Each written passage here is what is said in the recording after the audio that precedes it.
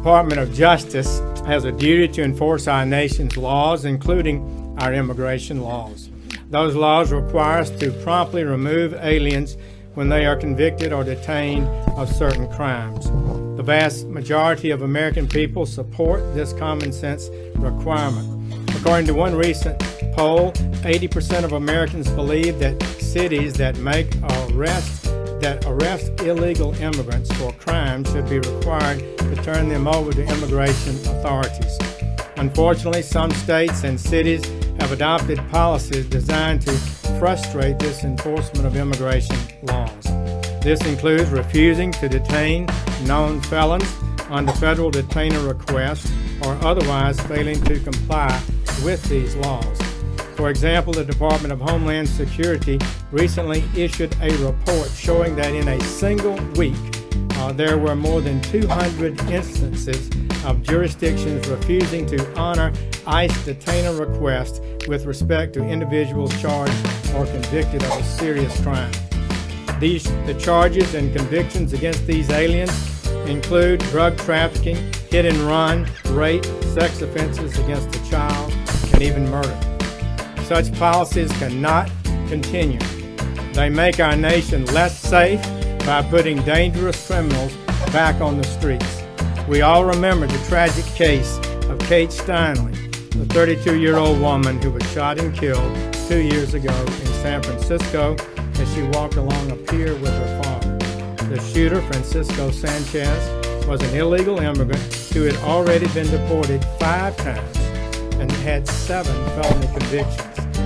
Just 11 weeks before the shooting, San Francisco had released Sanchez from its custody, even though Immigration and Customs Enforcement officers had filed a detainer requesting that he be held in custody until immigration authorities could pick him up for removal. Even worse, Sanchez admitted the only reason he came to San Francisco was because it was a sanctuary city. A similar story unfolded just last week when Ever Velez, an illegal immigrant and a Mexican national, was charged with murder and robbery of a man at a light rail station. Velez was released from a Denver jail in late December, despite the fact that ICE had lodged a detainer for his removal. The American people are not happy with these results. They know that when cities and states refuse to help enforce immigration laws, our nation is less safe. Failure to deport aliens who are convicted of criminal offenses puts whole communities at risk, especially immigrant communities in the very sanctuary jurisdictions that seek to protect the perpetrators. DUIs, assaults, burglaries, drug crimes, gang rapes, crimes against children, and murderers. Countless Americans would be alive today, and countless loved ones would not be grieving today if these policies of sanctuary cities were ended. Not only do these policies endanger lives of every American, just last May, the Department of Justice Inspector General found that these policies also violate federal law. The President has rightly said disregard for law must end. In his executive order, he stated that it is the policy of the executive branch to ensure that states and cities comply with all federal laws, including all immigration laws. Today, I'm urging states and local jurisdictions to comply with these federal laws, including 8 U.S.C. Section 1373. Moreover, the Department of Justice will require that jurisdictions seeking or applying for Department of Justice grants to certify compliance with 1373 as a condition of receiving those awards.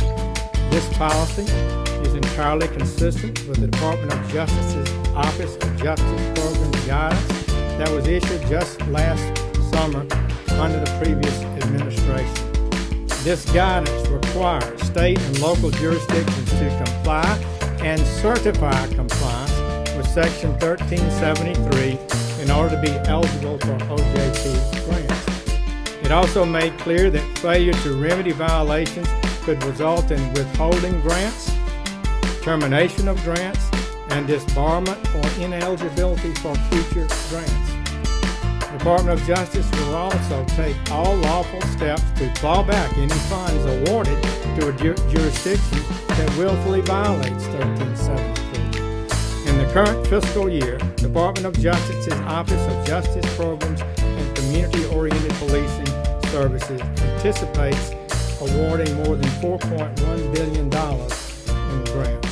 I strongly urge nation states and cities and counties to consider carefully the harm they are doing to their citizens by refusing to enforce our immigration laws and to rethink these policies. Such policies make their cities and states less safe. Public safety as well as national security are at stake and put them at risk of losing federal dollars. The American people want and deserve a lawful system of immigration that keeps us safe and one that serves the national interest. This expectation is reasonable, just, and our government has the duty to meet it, and we will meet it.